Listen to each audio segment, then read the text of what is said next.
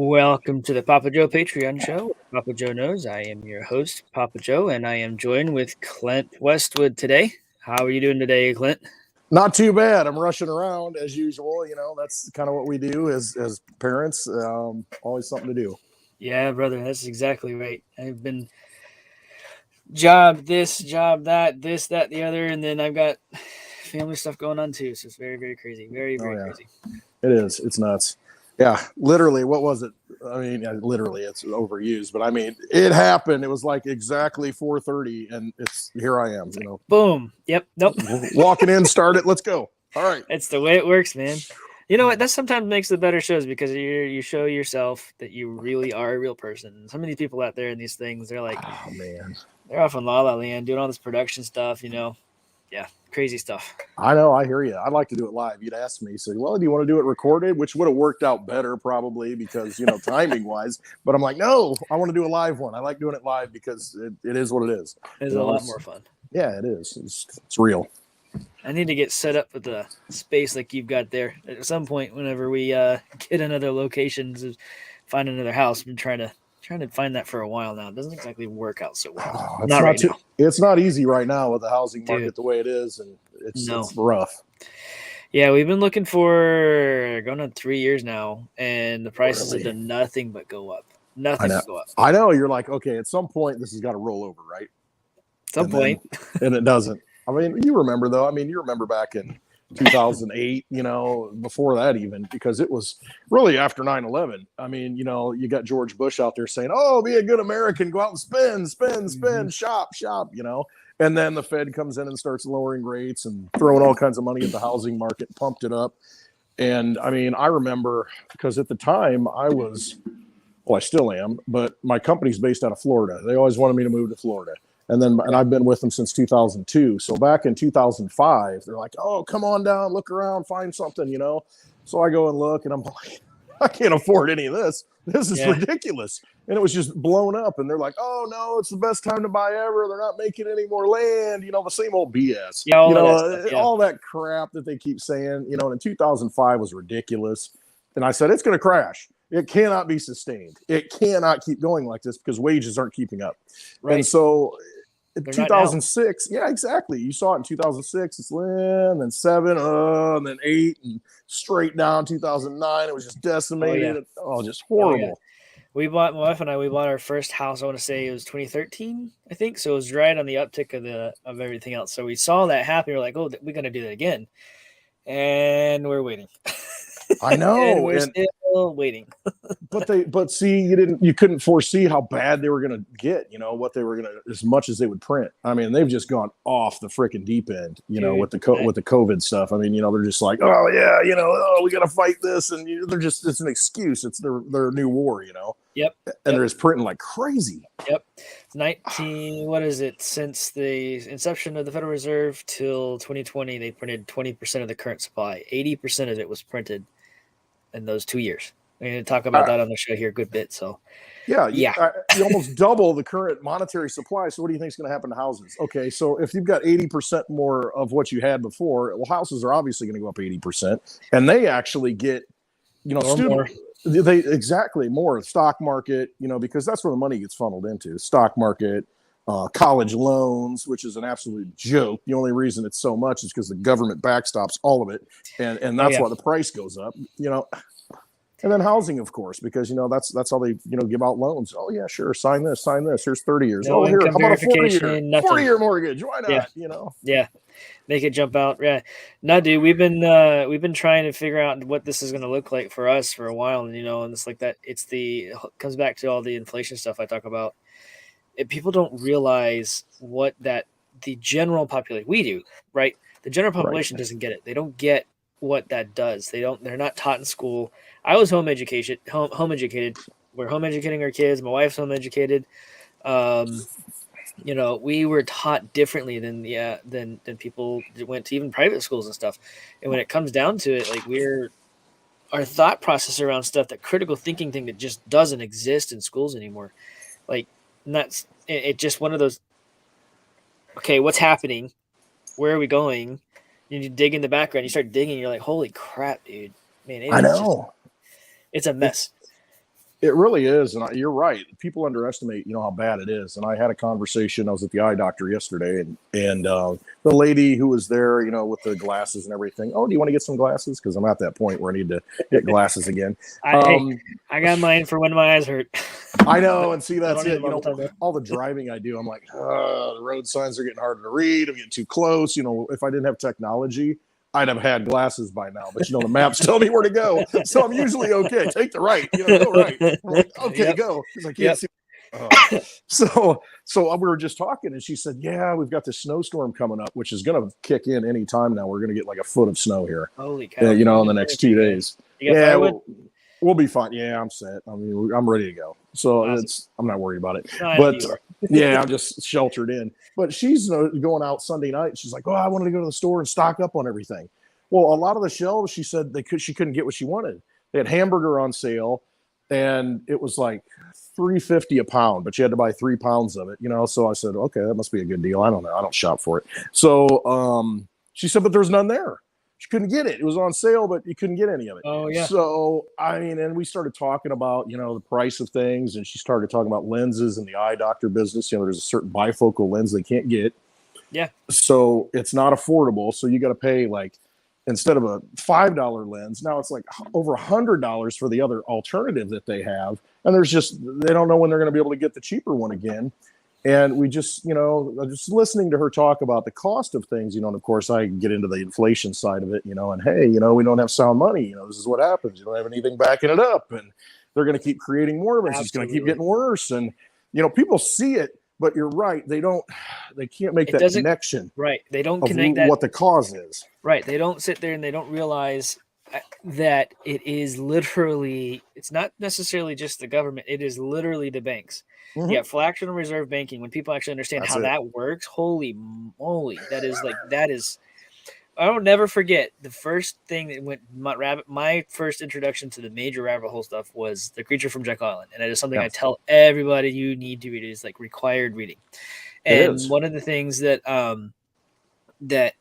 when people like friends and family who know me, I don't do this for customers, patrons, whatever like that. But whenever it comes down to like friends and family, the reason I do this for friends and family is because they are not going to get at all where I'm coming from at all unless they read that book. So the few that have come to me like, hey, teach me how to do crypto, teach me how to get into, blockchain, teach me how to, I'm like, all right, nope. You need to first understand why I will say this stuff I will say. You're going to think I'm nuts. Read this book. And then they come back to me like, okay, now what?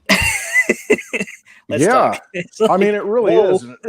And they're like, oh my gosh. And you said in your other stream the other day, it's like, it's a thick book. It is a thick book. But you know what? If you're going to read something, you got to, once you get your head around that, you're down in the rabbit hole and you realize, oh my gosh, we've been way led astray here. And then, in crypto, that's what it teaches people. Well, maybe not so much with some of the NFTs and some of the venture capitalist coins, but I mean, it teaches you about sound money. I mean, the sound cryptos will teach you about sound money, right? And what money really is. And so it's a different process. I mean, you can come at it from different angles, but yeah, I mean, I agree with you. I mean, in order to have the discussion, you've got to understand what's been done to us.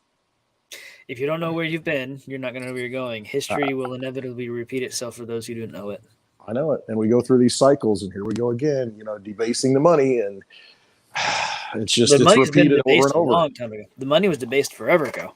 It was. It's the okay, we're going to have no accountability and just let the printer run and come what may kind of thing. I actually wondered, they're talking about the CBDC stuff so much. I know. They want to roll it out. What do you think that they're going to do? Do you think that's what they're going to replace everything with and just say balance sheet just vanishes? And then the rest of the world's not going to trust our dollar. Obviously, they don't now, or they're starting not to. But at that point, they won't at all. In order to control it, they're going to have to do it. I mean, I think that's the only option that they have at this point because it's so far out of control with the amount that they've created. It's just I don't see any other way to maintain control. And it'll guise it as, it's crypto. You're getting crypto for your Social Security and your pension and, but They're trying to just. I think They, they're going to try and pull the wool over everyone's eyes, and everyone's they'll going, try. no.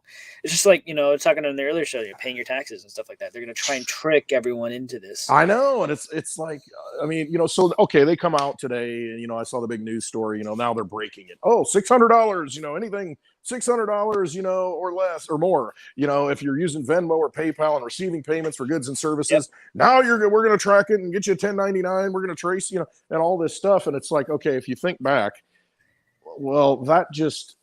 So basically what they're saying is they really can't track crap now, I guess. What I mean? And so if you start thinking about that, it's like, why did they have to do this? And now you're voluntarily, into that old system that they're really not able to track, and they're trying to track it and they can't, and they're trying to catch up on it. So when you start thinking about those things, so why do they need to do it now? Can't they track it now, now or then?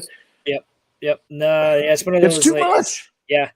Well, that's when I come back. It's why I mentioned it on the show earlier today, was that the crypto, because of blockchain technology, is sovereign. Yep. It cannot fit inside their little paradigm. It cannot fit inside their system that they have. Even if they try to alter it, change it, try to accept it, try to build it in, it doesn't work.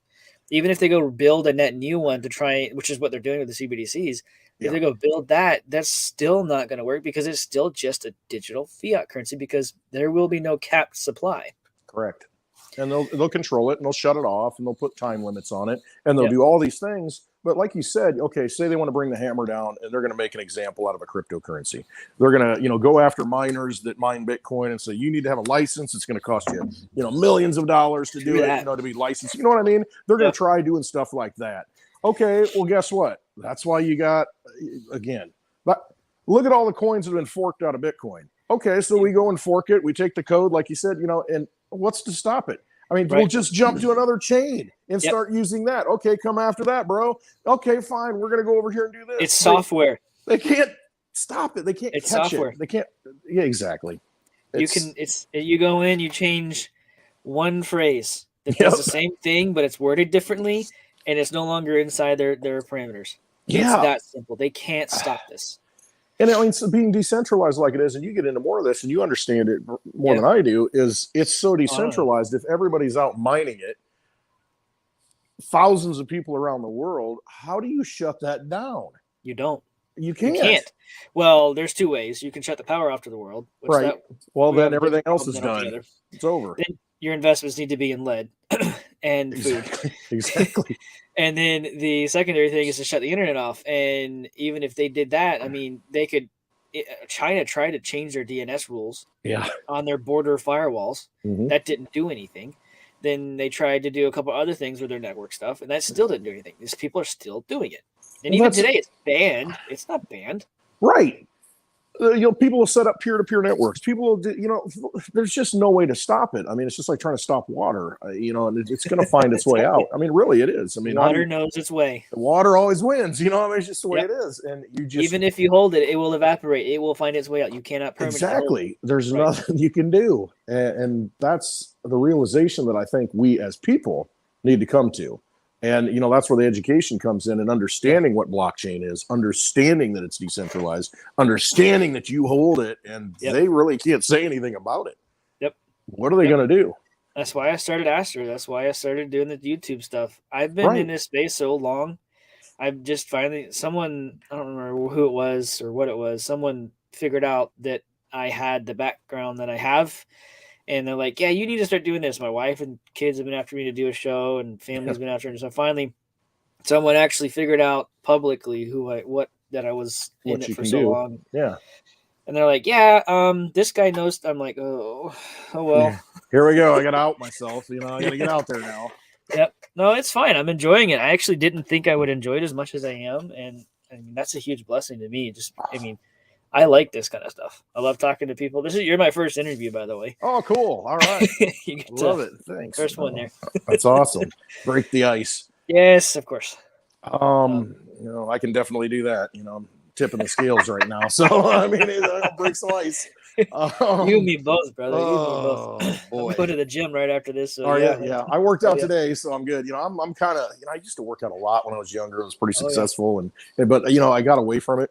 And so now as I get older, I'm like, all right, I need to do something, so I do work out, and I'm like, I used to power lift, so I still kind of maintain Nice. that mentality of I'm just going to work out once a week. I don't want to be doing all that. I don't want to devote myself to doing this every day. You know what I mean? Yeah. And so, I'm kind of like, all right, I'll do it once a week, and then I'm done. Yeah. But so anyway, I've tried doing the whole once a week thing. And I've you got got to to really lift. mess. It's hard though. You got to lift heavy. You know what I mean? You got to really Yep. break yourself down that one day because Well, I figured out how to do it. Little squirrel here, but it was one of those things that you do the heavier weights, mm-hmm. but you do lower reps, and then you Yep. just do one muscle group per day. Mm-hmm. And Big muscle groups, you delete the entire muscles. You completely, and it takes a whole week to regain. Yeah. And you just work your way through it. It's just a constant cycle. Yep. That's the only way I can do it is have a really bad back. I went to a program called Alert. It stands for Airland Emergency Rescue Teams. Mm-hmm. Alert Academy is basically they take you through a Marine basic training without the weapons or anything. It's a place for Christian young men to go to. And they teach you all kinds of real life survival type skills. Literally dropped us off in the middle of nowhere, and with just our packs and no food and water, we had to figure out how to make sure that we sustained ourselves. And and when we were done, we had to figure our way back to 20 miles away to where our pickup point. no pickup point. We back to base. Yeah. Oh, okay. So get back to base and continue to survive. Yes. So that was fun. But no, that I messed my back, compressed my spine.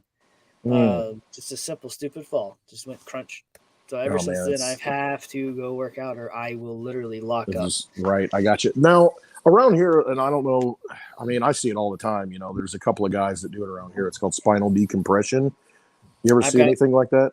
I have an inversion table. Okay, do you? And I don't know what they do that's so special. If it's different than that, if they put you in some kind of like reverse, traction thing and like expand you. I don't know. I see a lot of people talk about it. I have never done it, and I'm just throwing it out there. No, that would be painful.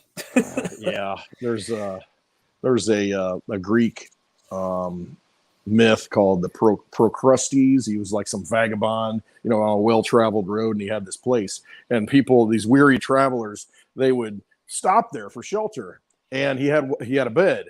And if you were too short for the bed, he would, he'd stretch you out to make you fit. And if you're too long, he'd lop off your legs to make you fit. So, you're going to fit in that bed. And they call, so that's, if you ever hear the term procrusty in bed, that's what it means. It's a very rigid framework that you have to fit into, otherwise. Yeah. So it kind of reminds me of that. Squirrels. Yeah, pretty much. I'll do a lot of that. Oh, you and me both, brother. I love it. I love it. Oh, man. Sorry, looking at the chats in there, just keeping it with everyone. Yeah, absolutely.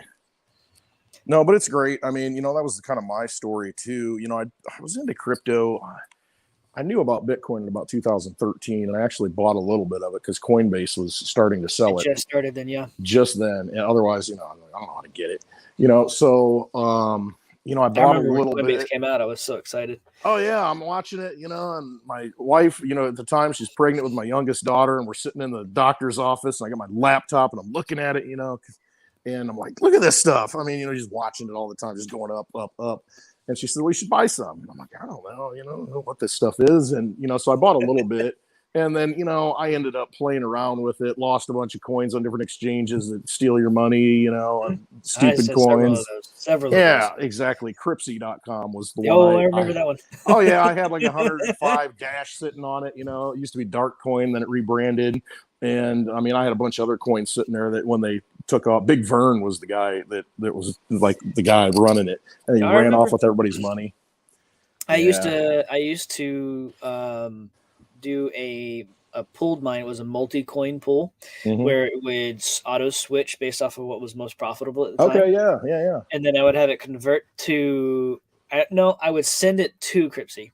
And then because they listed everything. Oh, I know. They had everything. It would come out and say, Ron Paul coin came out. Yeah. All right, I'm going to get something. Yep.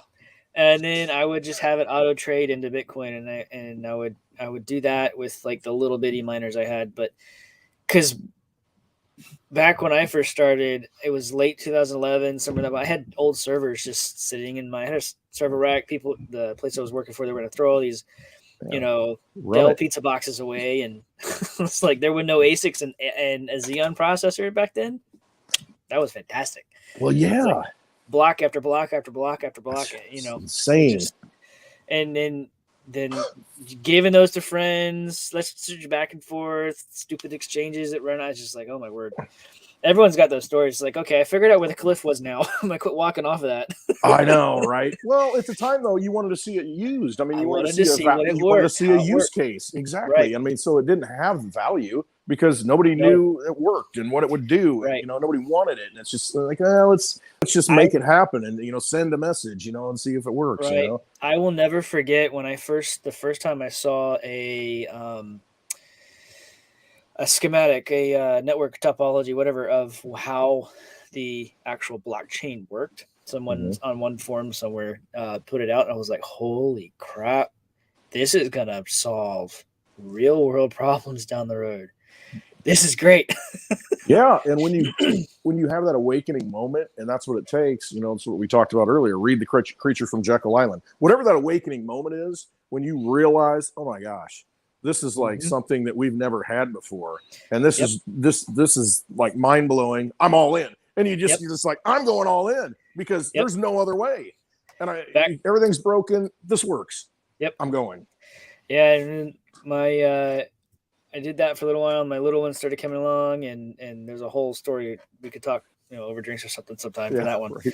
But I had to put all that stuff down. At that point, I had a small data center footprint and everything got running, and then it was right after that ASICs hit the market, and I was like, well, Mhm. no more mining for me. Yeah, game over. I mean, Well, it's the big boys. I had a little bit left, and it was just one of those like, okay, I'm good with this. I'm happy with this, Yeah. and now I'm really happy with it. Yeah, So exactly. I mean, yeah, yeah, that it's pretty Litecoin. cool. Remember Litecoin came out, and just I pointed all the graphics cards I had. I had a whole server rack of graphics cards, and I Man, pointed those over to it because there were no ASICs for Litecoin yet. right. And for script, when those It stupid was a things hit, different, though, I grabbed as many as I could. yeah, That was I actually still have some. awesome. So Yeah, a it's lot of pretty fun. cool. It really is. I mean, but that just goes to show you, it's so decentralized that just if you can Anyone can go do it out and now. do it, you can go out and do it. Yep. It's not. You got to be mindful of the power consumption, though. Yeah. So if you're doing it on a small scale, I guess it kind of makes sense, onesie Mhm. twosies. But if you're doing it on a massive scale, it you're gonna just shoot yourself. You're burning your money. You're burning Yep. your words. It doesn't make sense anymore to do it unless there are some scenarios I think you could do it, but we'll keep those ones offline because I am about to enter into an Gotcha. NDA with some people on that one. Yep. We won't do that. I mean, there's Yeah. other coins out there, Bitcoin, Litecoin, they're big boy coins now. I mean, you can't, Yep. but I mean, there's smaller coins you can go out there and mine. I mean, that are still out there. I mean, I think people can still mine Digibyte. They've got different Yep. algorithms that you can go out and, get Yep. some blocks. And, I thought about putting a couple of miners up here in the wintertime, up there because I got water Sure. tanks above, Sure. rather than trying to, okay, it's getting cold. I better kick the heat on, just stick them up there in the wintertime, just let them run, Yeah. and Yeah. get a few coins. Why not? When I first had all mine running, I had them sitting next to the HVAC unit. And in the wintertime, I put a return vent in the unit, and Mm-hmm. I would literally heat the house with the mining heat. I mean, why not? I mean, I it's would just turn the generating all fan that on and let heat. it suck it in. That's It worked. awesome. I mean, that's just no, that's great. So, You look at no, go ahead. then you go ahead. I was thinking of, okay, the only way it makes sense now. Let me back up. There's like what 19 million Bitcoin mined out or close to it. There's only like 2 million left. Yep. And so now there's this race to get those last 2 million. Yep. Doesn't that, I mean, that has to, if you step back and think, no, wait a minute. There's 19 million supposedly that exist, which they don't, but let's say they do. And everybody's chasing the last 2 million. Well, I mean, what do you think those are going to be worth? Because, if a lot, because of the resources that they're putting into it, it would make more sense to do the Michael Saylor style and just go out and buy what's out there. I mean, just continue to accumulate as much as you can. But you have to have the capital to do that. And that's it. It's so expensive now for a lot of people, they can't do it. so your big institutions, I guess, you look at it now, El Salvador, you're doing geothermal drilling into a volcano. Yeah. And it makes sense to them because what are they going to do? They're probably going to create a bond and say, hey, it's backed by Bitcoin. You see how much it can come out, and so they can finance projects. They're outside the dollar. They're not beholden to the IMF. The IMF is complaining, like Russia, man. They're like little babies. The IMF is sitting there like, you need to stop that. It's like, they know it's a problem. No. but that's how you become sovereign. I mean, you use your natural resources, and instead of mining gold, instead of silver, copper, they're mining digital money. A lot easier to mine the digital money and cheaper to mine the digital money than it is to mine the gold. Exactly. A lot less regulatory related stuff, and there's not going to be any, I guess, if you think about it. All the easy stuff's been taken. Exactly. All the easy minerals have been, silver, it's a byproduct of most mines right now. I mean, there's very few pure silver mines. It's just like, okay, you got to mine copper and then you get a little bit of silver out of it. Okay. Yep. And you're right. And I've heard you talk about it, and I am 100% a believer in that. Silver is very rare, and people don't realize how rare it is at this point because so much of it's been used up. And I mean, to begin with, I mean, what's it coming out of the ground at 8-1 or something to gold right now? Yeah. Something like that. Last I looked at it was something like that. Yeah. That sounds about right. That's crazy. And then it gets used up, and it's a necessary product. Yeah. The other thing is that, this is a little bit of a squirrel too. What it ties in. From a historical standpoint, I think it's the Incans or the Mayans, something like that. Underneath their pyramids were pools of mercury. Really? And they kind of confused. They were like, when they first found it, like, why is there mercury under these things? Well, if you think about how pyramids are technically power plants, or in some regard to how Tesla's, wireless electricity kind of thing, the universe is electric. There is theories now where they would literally electrify the mercury, because if you electrify mercury at the proper frequencies, it turns to gold and tests as pure gold. Yes. Okay, it's alchemy here. Yeah, so they could effectively print their own gold, and that's kind of made me go, okay, well, the mercury and set up in different frequencies can produce electricity and all kinds of stuff. It's very fascinating stuff. Very fascinating stuff. Yeah, I'm a little bit of a science geek too. So no, that's cool. That's awesome. Oh, and it's great when you put them in these things too, right? Yep. Of course. It's a great preservative. It's good for you. It's you eat those cookies and you're just gonna, and you'll be locked and loaded. Unbelievable. Yeah, dude. Yeah. No, that's people just need to wake up and start thinking about how things work. But we've been distracted in the defense of humanity. We've been completely distracted and lied to and indoctrinated in things that it's just like ancient Rome. Yeah, I mean, really, just entertain them here. Hey, did you see that great football game over the weekend? That was a close one. That was awesome, wasn't it? Oh man, I can't wait for the Super Bowl. It's like, yeah, I'm all for football and having fun and everything, but I just can't sit down and watch it anymore. I feel like it's time is the only asset you can't make more of. So spending my time, I'm very picky. I don't mind spending lots of time doing stuff. I don't mind taking the time to do things and enjoying life and stuff like. I'm not like I don't watch my time like that. If I'm late to something, okay, it is what it is. God's protecting me from something, whatever. I don't know. Well, exactly. That's a good way to look at it. It really is. How many times has that happened? All that time. Right. I know. Just wasn't meant to be. Yep. It's one of those things you gotta. Okay, I gotta not worry. But no, whenever it comes to a mental decision of something I'm gonna spend my time doing, I would rather be learning something, or I would rather be helping somebody else, or I would rather be spending it with friends or family or whatever. Not specifically. That's why, like I say on the shows, like I wouldn't be doing this if I didn't feel like it was worth the time, because it is. People need to know this stuff. This is a way for people to get to hear it, that kind of stuff. So it's very important. I've always thought that too, because I had my own issues as far as, do I want to come out and do this stuff? And like you, similarly, I had people, you need to, you can help people, and I was like, okay, fine, I will, and I started doing it. And it's, my mentality has always been, I don't care how many people follow me. I don't care. I don't either. I really don't do interviews. I mean, I've done a few. I mean, not very many. I mean, I don't do it, and when you ask me, I'm like, yeah, I'll do it. No, absolutely. I'm usually, and it's just like, hey, Lisa, I will help you do your channel and do whatever I can to support that. I said, but honestly, at the end of the day, I don't need any of this, Sure. but I do it because I know that somebody's going to hear something that I say, as crazy as it may be, and it's going to do something that's going to click in their head, and it's going to allow them to change their lives and change their family's life, Sure. because they're going to think about something or look at something in a different way that they hadn't done before. And if I can do that, if I have the ability to do that, then I got to do that because it's an obligation to humanity. And so that's why I do it.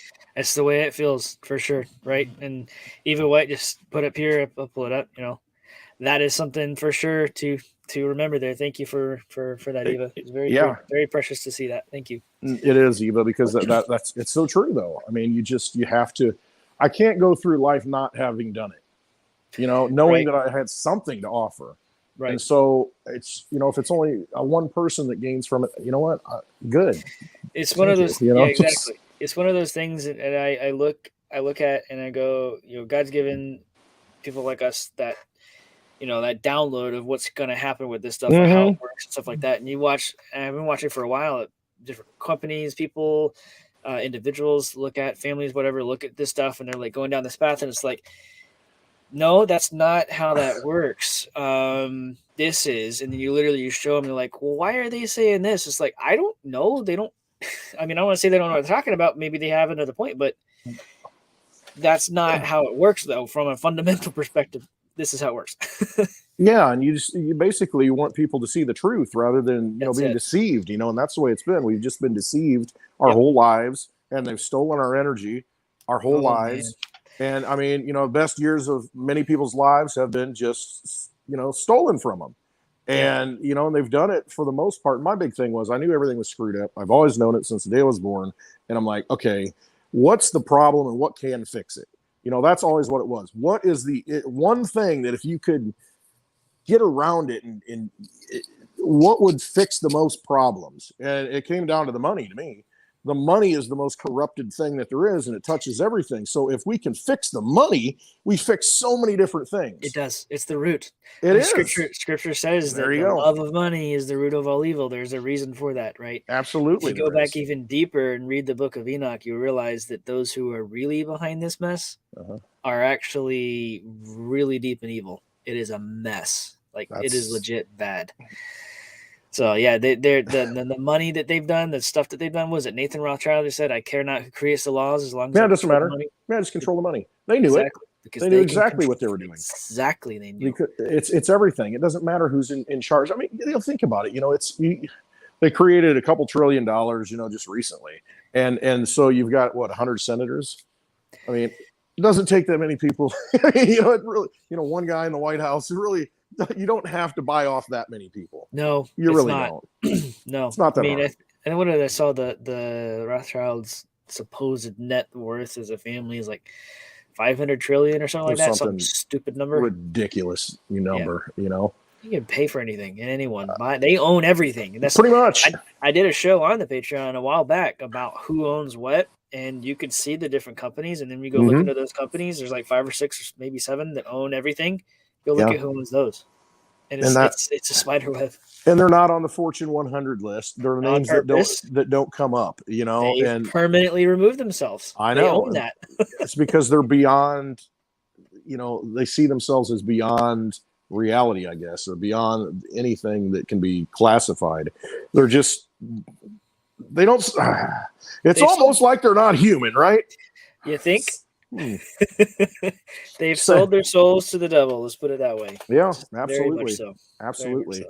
Yeah, it's unfortunate, but dude, yeah, it's crazy. But yeah, man. So we're at 30, almost 35 minutes here. I want to respect your time and everything. So. Nope. You can, as long as you need to go. I mean, we're good. Usually do like a half an hour, so that's fine. I mean, I can go sometimes 2 hours, and that's probably not a good thing because we have things to do. That's a happy hour show after hours. Well, I'll come on one of those for you. I need it. Yes, I know. As soon as Lisa kind of gets back in the groove again. Yeah. For everything. Yeah, and so I absolutely. I think that'd be great. We could do a happy hour show. That'd be awesome. We'll block that time aside, and sure. We'll have a good time. That'd be fantastic, man. Heck yeah. I love it. Well, cool, bud. I appreciate you coming on. It was a blessing to have you here for sure. And thanks for being the first to do it. Oh, fantastic, a I'm lot of fun. grateful. I'm Yeah, grateful. no, it was a lot of fun, man. I Yeah, really love it. thanks. Well, cool. Well, for the rest of the show here, you guys have a wonderful and blessed evening, and I will talk to you soon. If you want to hold on, Clint, I'll be right back. All right, sounds good.